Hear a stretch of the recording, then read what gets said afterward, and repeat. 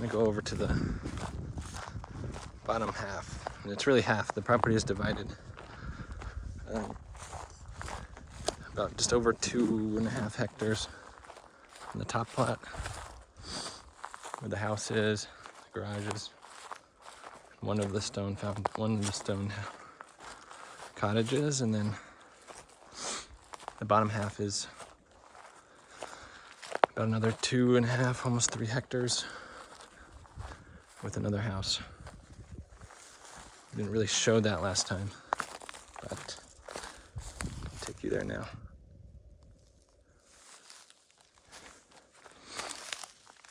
So split between the two halves is this public road. They call it a public road, but I mean, it's really just a walking path at this point. It's outlined by these old stones. So you can at least see the edges, and the town comes through, which is nice and clears it. So it'll always be maintained, which is great. I mean, I plan on putting a lot of additional work into it, just because we're going to need to use it quite a bit, but it is helpful. At least the town contributes. All right, so this was almost impassable last year. It looks something like this, the entire top half. I don't know if you can visualize, yeah, just completely taken over. And I'll talk about that in a little bit, but obviously now there's a well-defined road here, and boy, it's just like, I can't describe it. It's hard to see it like this. These were all pine trees, like if you see here, pine trees. Go back to one-time zoom. These are all pine trees, and those were all in here. It was kind of chaotic, but for some of that loves trees, it's tough to see it all cleared. Again, clean slate, so there's silver linings. I don't have to do much imagination to understand the possibilities, but yeah. All right. Now, we had no idea how big this part of the property was. It's kind of overwhelming now how big it is. Just showing you some of the piles of all the pillars they took out. This used to be the old vineyard. So the team that helped us clear the land, they stacked everything up in nice piles. And some of the larger pieces of wood, we had them save, either where we can burn it as firewood or use it to make things someday, but obviously all burnt. And the property just extends kind of to this little berm. We had them keep some of those trees in hopes that maybe some of them will survive. As you can see, there's the one green one in here. For the most part, most of them are dying off. And again, I apologize, the sun is setting right on us. So I'm gonna try to get to this quick. Let's zoom back out.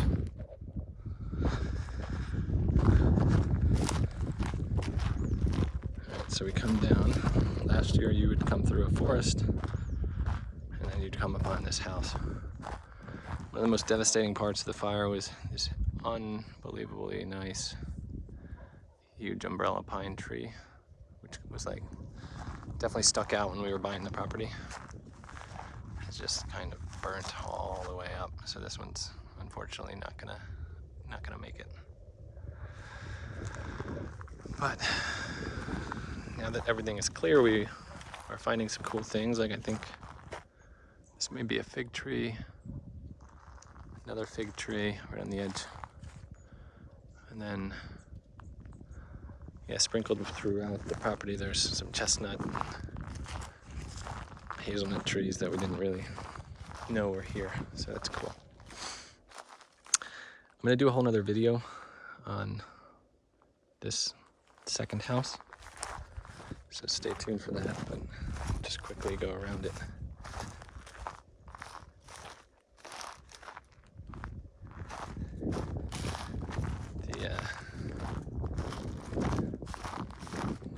The fire obviously came right through, right up to the edge.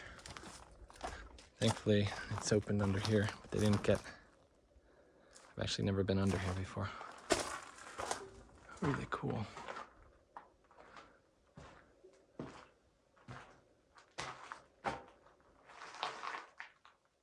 It's gonna make a really neat, I don't know, outdoor kitchen or something someday.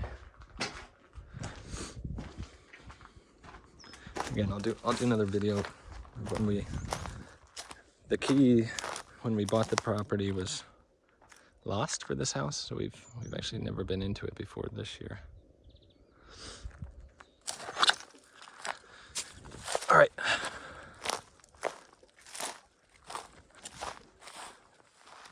So on this half, we have, like I said, another 2.5 hectares, maybe a little bit more. I'll take you back to the view. You can see all of the towns. Uninterrupted view all the way from one side to the other of the Serra da Estrela mountain range, which is the largest mountain range in Portugal.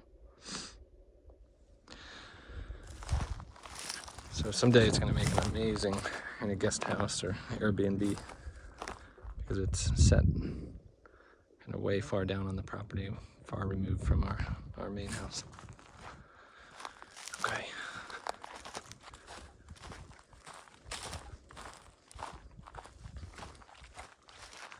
I'm going to walk over to what used to be the old beehive kind of shelter area.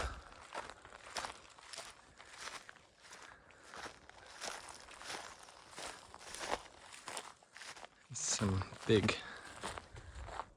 pine trees that will survive, actually. They're just not on our property. It's right on the property line. You can see the fire came right through it, burnt the kind of frame, and underneath.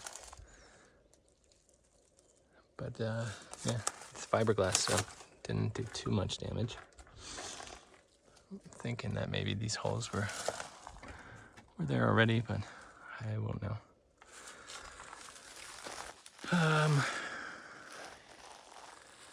Not much to see up here. What I did want to show you is the cool part about this track. It's right in front of me here. This really green bog area, and that's where that natural spring at the top kind of feeds down through the property. And someday, and I'll go down there in a second, but there's another water mine, and it just feeds this natural kind of always flowing little stream. So what we're gonna do is dig that all out and put a natural pond or swimming pool in someday in the future. It'd be a really neat project.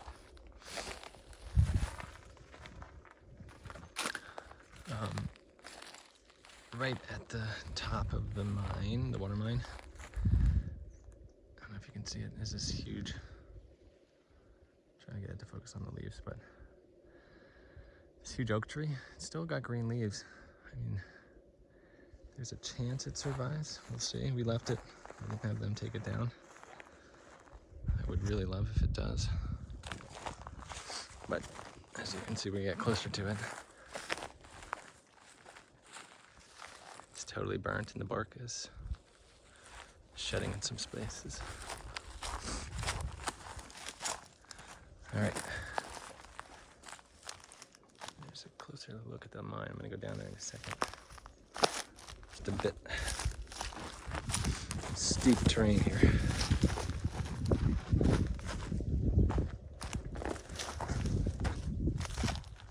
Now, we weren't able to see this last year. I mean, you couldn't get nearly this close. But if I zoom in here,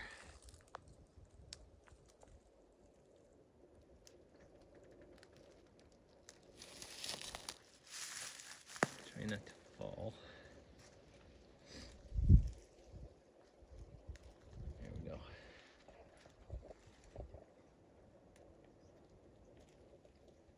I zoom in here, you can see, you can't hear it, but the water's flowing, and it's right now it's,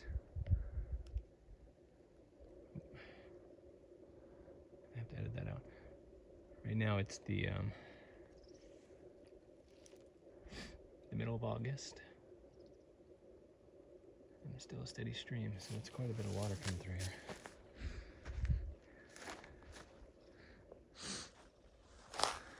That means in the winter time, when it's peak rain season, we have tons of water. Oh, I can hear it better down here.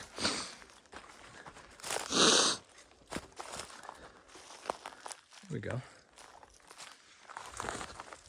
Try not to get my shoes wet. Again, I haven't been down here yet this year, but a nice little stream coming through here. Unfortunately, that poses some challenges for when you're trying to maintain this part of the property, because we can't get a tractor in here. Which is another reason why it would be a great idea to just dig it out and put a pond in. Kind of concentrate all this water. Jeez, it's much bigger than I thought.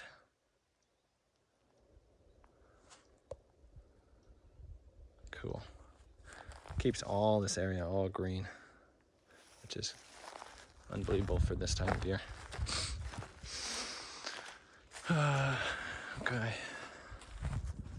Another olive tree perished in the fire.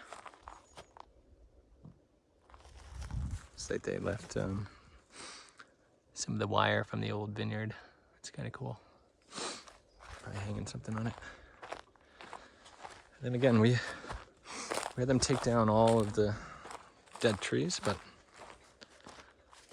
kind of sprinkled in here, there's quite a bit of oak trees that survived. We're either gonna, keep them here, or maybe try to dig them up and plant them in a more organized manner so it's easier to maintain this lower track. The idea someday is to flatten out as best as we can. Just let kind of like it is now, some of this taller grass grow. You'll have to cut it maybe once or twice a year.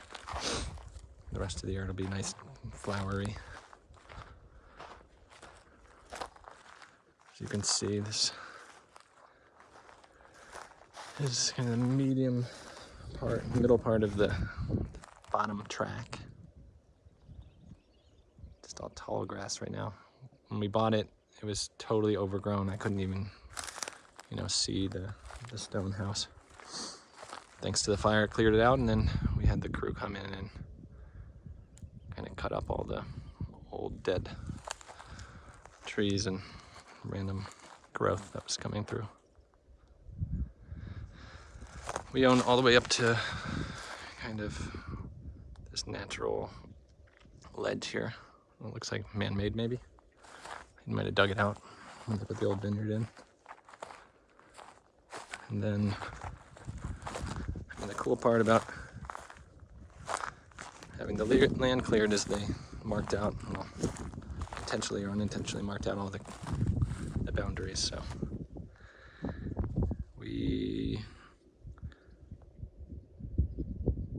if we focus.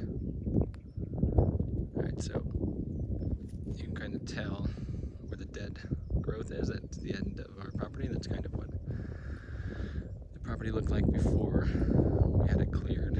All these random trees growing in here. But ours is the nice kind of cleared areas. It's hard to tell, but I'm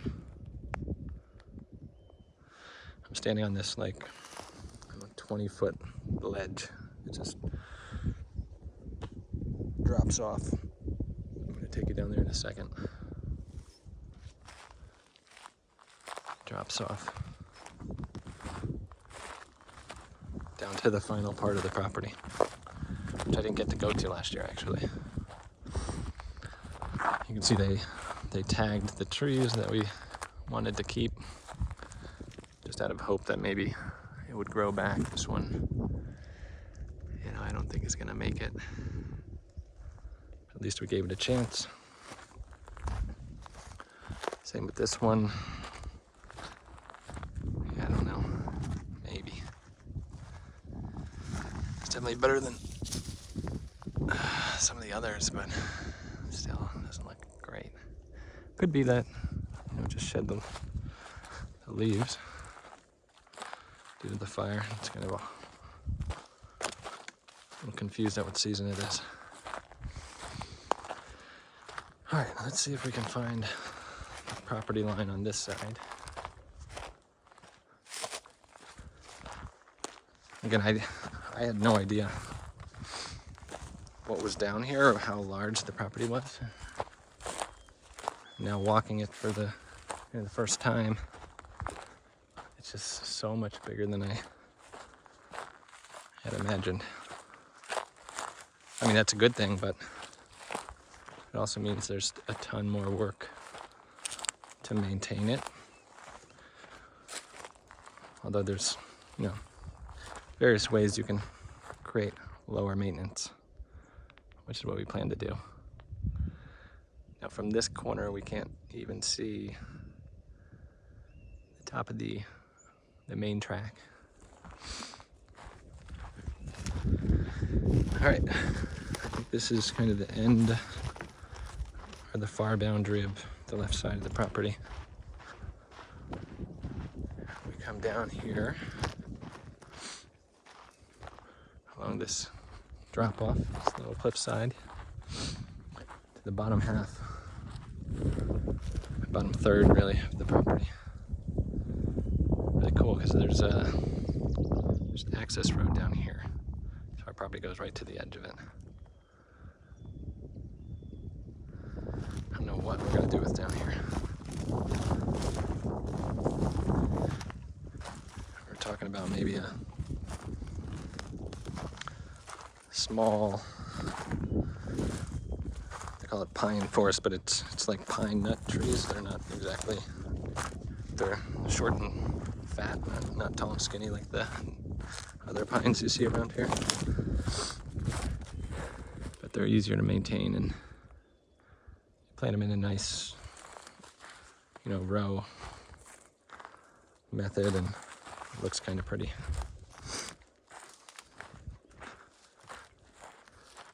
Wow, it's quite the change in elevation.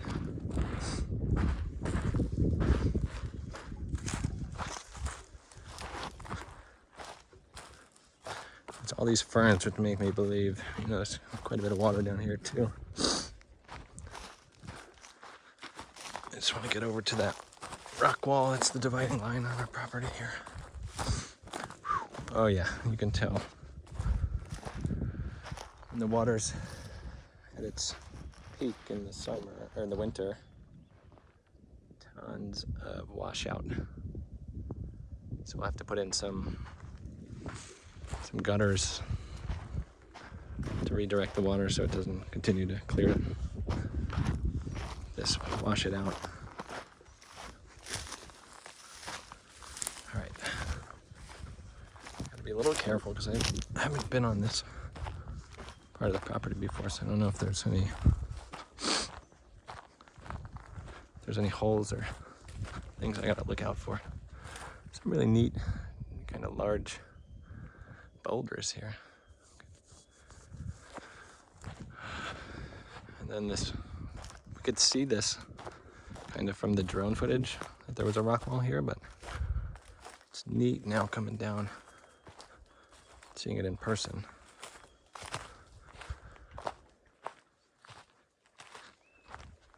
Yeah. Technically, I don't know who owns the rock wall when it's your dividing line, but we'll maintain it. Let me fix some of the rocks that have come out and moved around over the years. Awesome. I was curious to see how this connected into the street. I'm gonna check that out right now. It's getting a little dark, so I'm gonna finish this up. Look. Unfortunately, we're about 4 feet above the property. I mean, that's actually a good thing, because people won't just drive on our land here. But yeah, I'm trying to get to the end where I can see the rest of the road.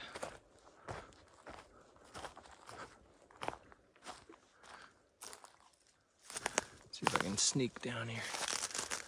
Yeah, you can tell there's a cleared path. That's the public road. We do have some utilities down here, so some live electricity if we ever need to tap in.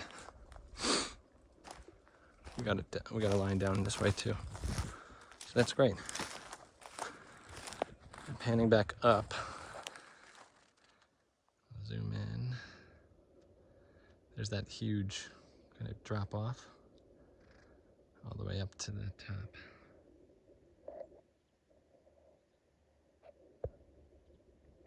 Not getting, because of the sunset, I'm not getting too good exposure, but yeah, that's the bottom half. I'd love to put a nice big rock wall, a couple of them probably, along these huge drop-offs. Make it a little bit more visually appealing and a little safer for the winter months when the water is kind of washing everything out. Cool. That's all I got for today.